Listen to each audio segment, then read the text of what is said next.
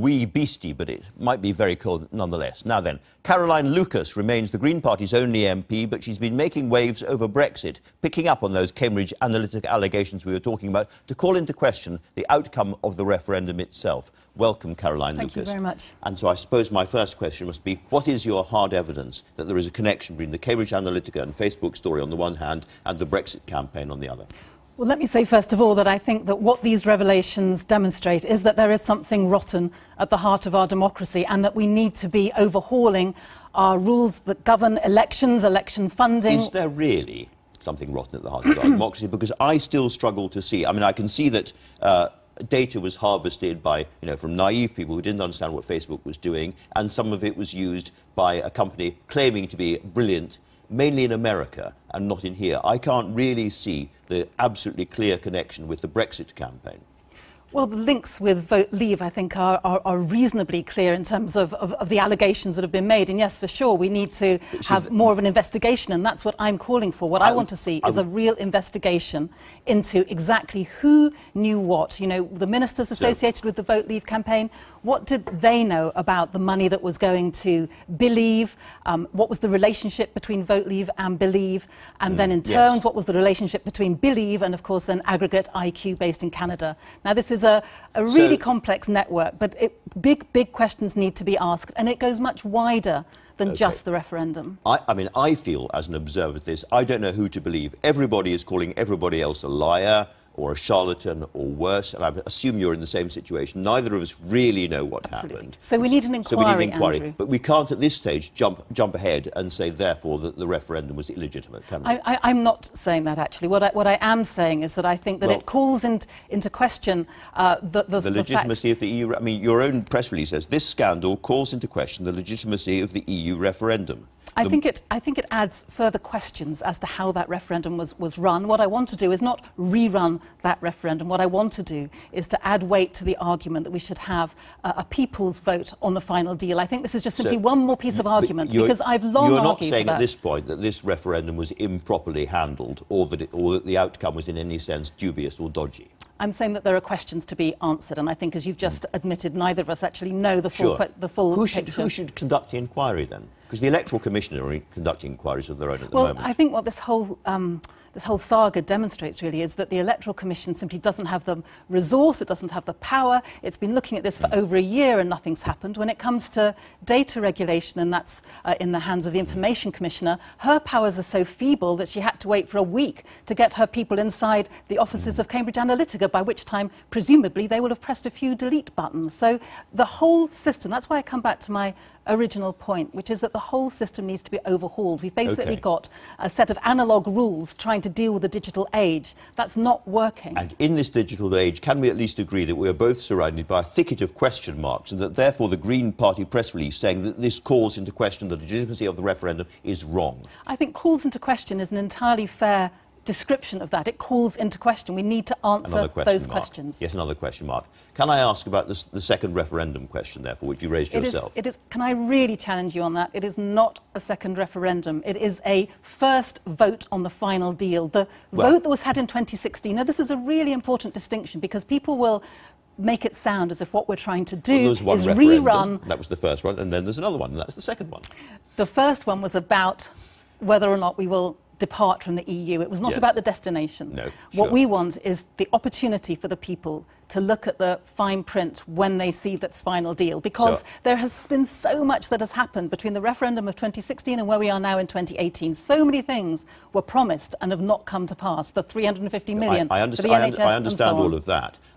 In tactical terms, practical terms, you need a large number of MPs to vote for that proposition in the House of Commons. Were you not therefore pretty disillusioned or depressed when you saw that Jeremy Corbyn sacked Owen Smith, his Northern Ireland spokesman, for speaking out in favour of, well, I'm still going to call another referendum, or a second referendum, or referendum people's poll, Andrew. #2. People's poll is the phrase. I was disappointed. I think that Brexit is something that goes wider and bigger than party politics. This is absolutely about the future of our country. And frankly, when there are so many deep concerns about the way in which Brexit is going, not just the economic concerns, where every single impact assessment the government has done shows us being worse off. It is quite extraordinary to see a government proudly leading us down a road that they admit is going to make us poorer. Add into that concerns about the NHS, the fact that the number of nurses coming into the NHS is down by 90%. Add into that, even more serious in my view, is the situation in Ireland. This ideological obsession with leaving the customs union and what that might mean in terms of a hard border in Ireland. So I wish the Labour Party had gone further. I'm glad they've got as far as saying, yes, we should remain in A or the customs union. It seems to be this far and no further, though, doesn't it? It does, and that, I think, is an absolute... it's letting down young people in particular. It is a dereliction of their responsibility as an official opposition.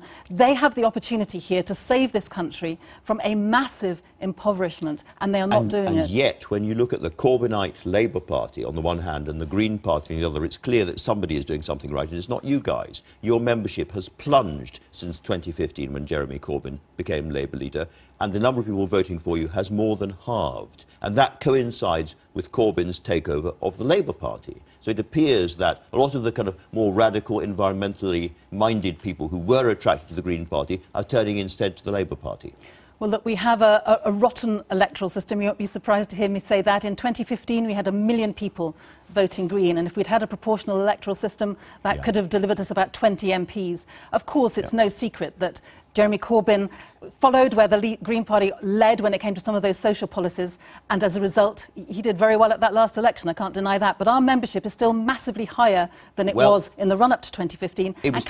Hold on a second, it was 63,000 in 2015, and it is 39,000 now. Yes, what I mean is, that is a massive drop, but we had the Green surge running up to 2015. So what I'm saying is, if you would take a year before 2015, we were on about 12,000. So up at about 40,000, we are still way above where we were there. But can I just say on environment, because although, yes, Jeremy Corbyn has famously followed us when it comes to things like bringing rail back into public ownership and some of our social policies, where he hasn't is on the environment. And I just want to say a word about this. Can I ask you about Sheffield, which is a Labour-controlled council, where they are demolishing almost all the old trees in the city, and that is causing a huge local story and a lot of local upset.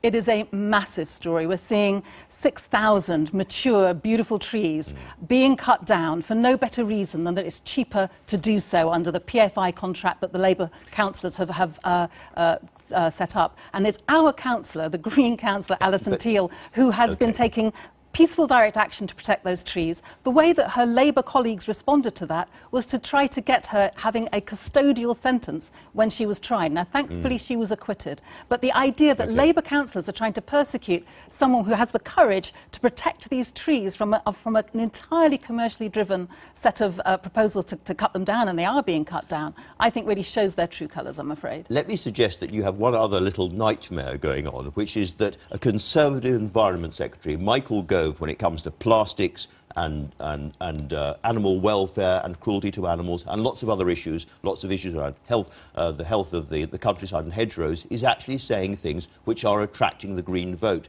George Monbiot, who is about as near as you get to a Green guru in the mainstream media, has said he can't believe it. Day after day, week after week, a Conservative Environment Secretary is saying the kind of things he's always wanted an Environment Secretary to say.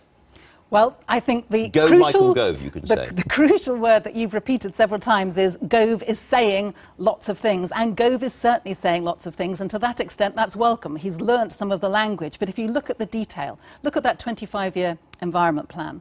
The top line of that was basically saying, we will try to get rid of single-use plastics by 2042, by a quarter of a century's time.